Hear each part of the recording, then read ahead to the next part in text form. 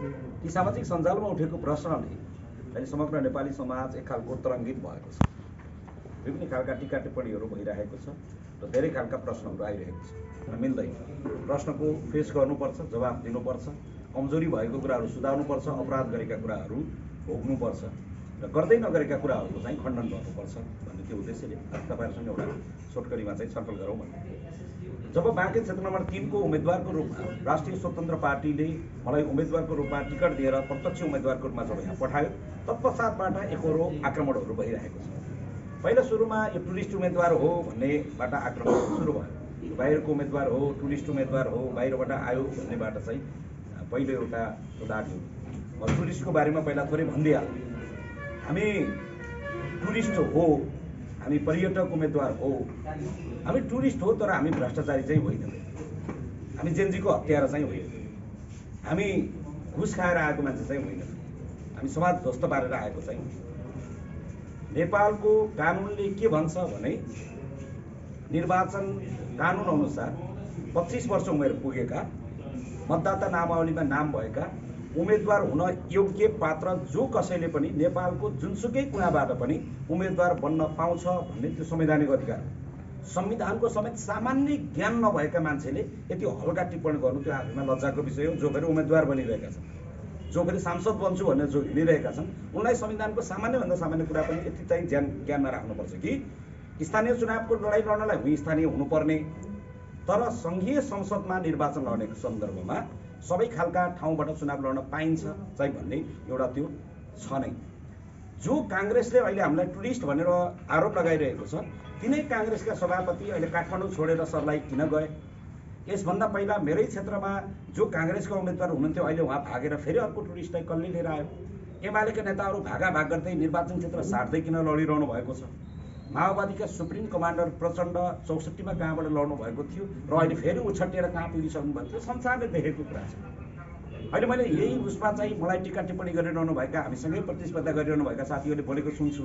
हामी त यो गाउँको, यो ठाउँको, यो धुलोमा खेलेका छौँ, माटोमा देखेका छौँ, प्रत्येक गाउँ जाने बाटो देखेका छौँ भन्नुहुन्छ।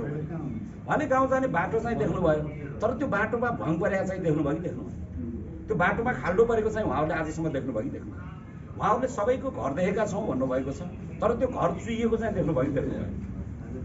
सबैको खेतबारी देखेका छौँ भनेर भन्नुभएको छ, त्यो खेतबारीको लालपूर्जा नभएको चाहिँ उहाँले देख्नुभयो कि देख्नुभयो?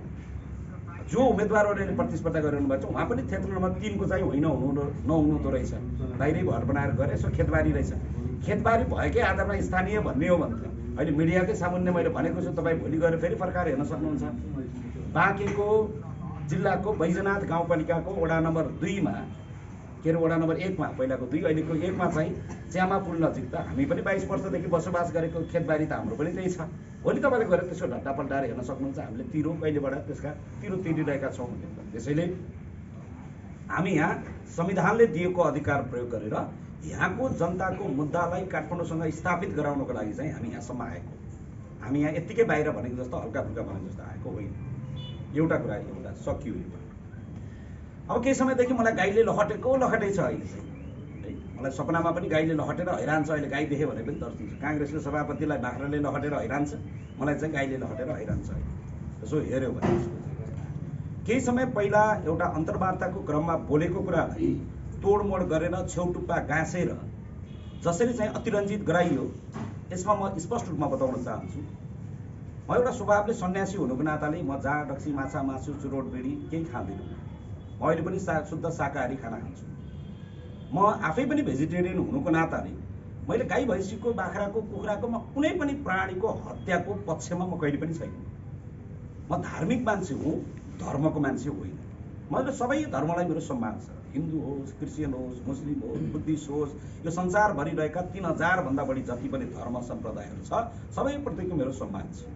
त्यसमा पनि एउटा सचेत नागरिक हुनुको नाताले देशले जसलाई राष्ट्रिय जनावर भनेको छ त्यो जनावर काटेर खान पर्छ भन्ने कुराको चाहिँ म त्यो कुराको चाहिँ प्रमोट गर्छु। हामीले काट्दै गरेको भिडियो हो भने म अपराध, त्यो मैले अपराध गरेको छु भने कानुनको नजरमा अपराध, भगवानको नजरमा पाप गरेको छु भने त्यो पाप र अपराधको कर्म भोग्न म तयार छु। हामीले कहीँ कतै गाई काटिरहेको भिडियो छ भने हामीलाई बताउनुहोस्।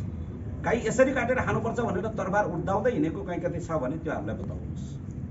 हामी त्यो कर्म गरेर आएको हो भने त्यो हामीलाई बताउनुहोस्। मान्छे क्रान्तिको नाममा मन्दिरमा बम पड्काएर, क्रान्तिको नाममा मान्छेलाई जिउँदै भट्टीमा पोलेर, क्रान्तिका नाममा जेन्जीका छातीमा गोली ठोकेर आएका मान्छेले आफूले भाइ मारेको मुद्दा लुगाउनलाई हामीलाई गाईको आरोप लगाए, आफ्नो भाइको मुद्दा दबाउनलाई हामीलाई गाईको मुद्दा उठाइरहेका छन्। यदि उहाँलाई साँच्चीकै यसले बोलेको कुराले यो राष्ट्रलाई कहीँ कतै आघात पुग्यो भन्ने लाग्छ भने एउटा सचेत नागरिक हुनुको नाताले कानुनको कार्यान्वयन गर्नुहोस्, प्रहरीमा उजुरी दिनुहोस्, प्रशासनमा उजुरी दिनुहोस्, उहाँहरू अड्डा अदालतमा उजुरी दिनुहोस्, म त्यसमा प्रमाण पेश गर्न तयार छु। मैले फेरि पनि तपाईँलाई दोहोऱ्याएर तेह्राएर भन्नुपर्ने विषय के हो भने म सचेत छु जो कुरालाई राज्यले स्वीकार गरेको छ, राष्ट्रिय झण्डा, राष्ट्रिय पन्छी, राष्ट्रिय पशु, राष्ट्रिय जनावरहरू, जे कुरालाई चाहिँ राष्ट्रले आफ्नो प्रतीकको रूपमा मानेको छ, एउटा देशको सचेत नागरिक हुनुको नाताले हिजो पनि हामी सचेत थियौँ, आज पनि हामी सचेत छौँ। त्यसैले गर्दा हामी मासु पनि खाँदैनौँ, हामी रक्सी पनि खाँदैनौँ, हामी घुस पनि खाँदैनौँ, हामी बालुवाटार पनि खाँदैनौँ, हामी गृहबन्धु टी स्टेट पनि खाँदैनौँ, हामी व्हाइट बडी पनि खाँदैनौँ। हामीले त्यो खाएर आएका पनि होइनौँ। टुरिस्ट उम्मेदवार पनि यिनै थिए, यो देशलाई बिगार्ने पनि यिनै थिए, यिनलाई भत्काएका पनि यिनकै कारणले हामीले आज गाली खाएको हो र भोलि बनाउने त्यो मात्रै जिम्मा लिएर हामी यहाँसम्म आएका छौँ। यति कुरा म तपाईँको बिचमा राख्न चाहन्छु। यो 2-3वटा आरोप प्रत्यारोपहरू जे खालको भइरहेको छ, हामी फेरि पनि कसैलाई आरोप प्रत्यारोप गर्न चाहँदैनौँ। तर यति भन्दै गर्दाखेरि म मेरो कुरा टुङ्गाइहाल्छु, तर यति भन्दै गर्दाखेरि पनि तोडमोड गरेर जसरी बनाइए तापनि महत्त्वपूर्ण कुरा चाहिँ के हो भने तोडमोड गरेर वा जे जसरी गराइए तापनि भनिए तापनि त्यो मेरै मुखबाट बोलेको कुरा, मेरै मुखबाट सुनिएको छ भने यो कुराले कसैको सम्प्रदायमा, यो कुराले कसैको समाजमा, यो कुराले कसैको धर्ममा वा कसैको मनमा आघात पुगेको छ भने म त्यसको लागि क्षमा पनि दिन्छु। त्यो कुराले कसैलाई चाहिँ त्यसले कोही कतै होइन यो त यस्तो हो कि हो भन्ने लाग्छ भने त्यो एउटा सानो वचनले गर्दै नगरेका कुराले तोडमोड गरिएका ती शब्दले चाहिँ कोही कसैलाई अप्ठ्यारो पारेको जस्तो महसुस हुन्छ भने सचेत नागरिक हुनुको नाताले यो समाजमा हुन सक्ने कुनै पनि खालका दङ्गा हुलदङ्गा ती कुरालाई हिजो पनि हामीले प्रमोट गरेनौँ, आज पनि हामीले मान्ने कुरा त्यो हो। त्यसैले कहीँ कतै फेरि पनि त्यो कुराले कसैको मनमा ठेस परेको छ भने सचेत नागरिक हुनुको नाताले म त्यसमा क्षमा प्रार्थी छु र आगामी दिनमा म कसैलाई यस्तो खालको कर्म नगर्न र नदोहोऱ्याउन म अरूलाई पनि अपिल गर्छु र कहीँ कतै भएका त्रुटिहरू फेरि पनि नदोहोऱ्याउने हामी पनि प्रतिबद्धता गर्न चाहन्छु। भने मैले अहिले भन्दै गर्दाखेरि बताउनु पर्ने कुरा चाहिँ के हो भने म माछा मासुको पक्षमा छैन। त्यो हामीले जब होइन मैले भने जब म मासु नै खाँदिनँ भने मलाई यो ठिक र त्यो बेठिक भनेर छलफल गर्न जरुरी छैन। मैले फेरि पनि भने त्यसले गाई काटेको हो भने गाई काटेको आरोप चाहिँ हामी सहन तयार छौँ। काट्नु पर्छ भनेको हो भने पनि यो काट्नु हुँदैन भने मैले फेरि पनि भने हामी पोलेर आएको होइन, काटेर आएको होइन। बोलेको कुरा त्रुटि भएको छ भने सरी माफी चाहन्छु, भोलिदेखि म यसो गर्दिनँ वा यसो दोहोऱ्याउँदिनँ भने पनि सकिने कुरा हो त्यो। तर मैले यहाँ पनि तपाईँलाई अहिले भन्नु खोजेको कुरा के मात्रै हो भने हामीले त्यो भनेका छैनौँ, हामीले त्यो बोलेका छैनौँ, हामीले त्यो गरेका छैनौँ। तर मात्रै भन्नु खोजेको कुरा के भने जुन ढङ्गबाट अतिरञ्जित गरेर प्रचार गरियो, न्यायकै लागि गरिएको भने अदालतमा मुद्दा हाल्नुहोस्, म फेस गर्न तयार छु। प्रहरीमा मुद्दा हाल्नुहोस्, मैले भनेको भाग त हजुरले बुझ्नुभयो नि। मैले तपाईँलाई पिटेँ भने तपाईँले प्रहरीलाई गएर भन्नुभयो भने तपाईँ कानुनी बाटोमा हुनुहुन्छ। तपाईँ फेरि 4 जना लिएर मलाई पिट्न आउनु भने त तपाईँ झन् ठुलो दादागिरीको पक्षमा हुनुहुन्छ। अहिले जे खालबाट दादागिरी देखाउने काम भएको छ, जसरी अहिले सामाजिक सञ्जालमा यसलाई लकड्नुपर्छ, हान्नुपर्छ, यो कामीलाई ध्वस्त पार्नुपर्छ, यस्ता दलितका बुद्धि यस्तै हुन्छन् भनेर जसरी साम्प्रदायिकता भड्काउने काम जे भइरहेको छ योबाट सबै मान्छे सचेत हुनुपर्छ। अहिले लखट्टा यसको जातै गाई खाने जात हो भन्नमा आइपुग्यो भने यति तलसम्म लखटियो कि त्यो कुनै न्यायको कुरा हो त, त्यो कुनै छलफलको विषय हो त त्यो। त्यसैले म फेरि पनि भन्छु यो कर्म नगरिदिनुहोस्।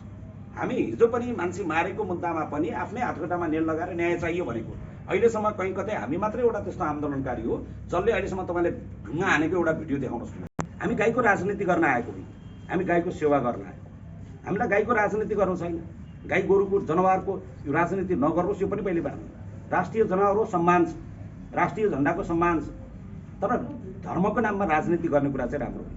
राजनीति धार्मिक हुनुपर्छ, राजनीतिमा धर्म हुनुपर्छ, तर धर्ममा राजनीति हुँदैन। धर्मलाई चाहिँ म कुन, म हिन्दू होइन, म हिन्दू होइन। अनि हिन्दू त मेरो पनि त धर्म होला, हिन्दू धर्म त मेरो पनि होला, हिन्दू धर्मको रक्षा गर्नुपर्ने त्यो जिम्मेवारी त मेरो पनि होला। गाईलाई गौमाता भने म नेपाली होइन, म हिन्दू होइन।